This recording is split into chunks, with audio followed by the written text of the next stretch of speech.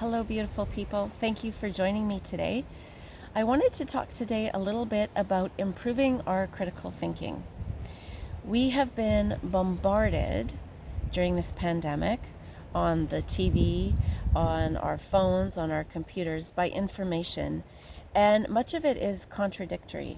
There are conspiracy theories, there are allegations, and how do we sort through all of this information to determine what is right and true for us?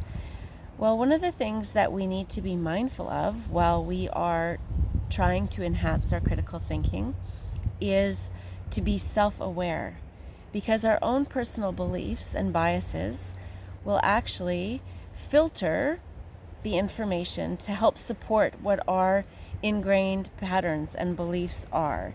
So in order to be completely unbiased, we need to be self-aware. Also, there is a need to be aware of our emotional state. During this pandemic, many of us find ourselves at times in a heightened emotional state, whether that be fear, anger. These all contribute to the way that we perceive information coming through.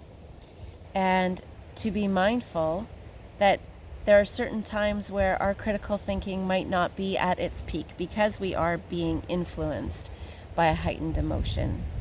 And then there really are just 5 steps to enhancing our critical thinking.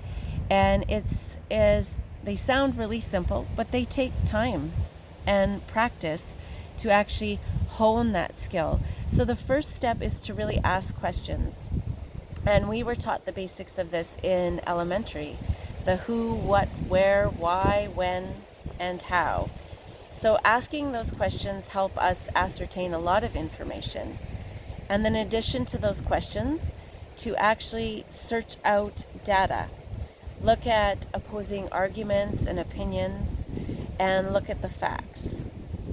And then the third step would be to really analyze the data. Did we obtain and cultivate the data in an unbiased way?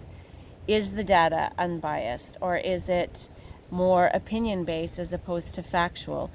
Who is the data from? Was it paid for? Was it sponsored? These are all things to take into account. And once we've really done those 3 steps, what we need to do is really decipher all of that information and feel into it as to what is good, right, and true for us, rather than just accepting it all as fact. And then fifthly, or the final step, is to communicate that.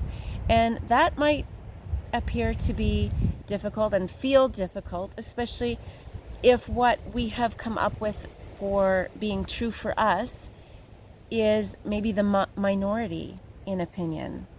But really, I encourage the discussion, whether it be the majority or the minority opinion, because this is really what strengthens community. It's what fosters growth, is to openly discuss viewpoints and to discuss alternatives and to continue the questioning even once we have discovered something that feels right for us, but to be open to question it from different angles. And I thought maybe it was just a pertinent discussion to have during this time when there is so much information on a subject. And a simple rambling, but I thank you for your time. And in the meantime, till we speak again, please stay hydrated, nourished, and well rested.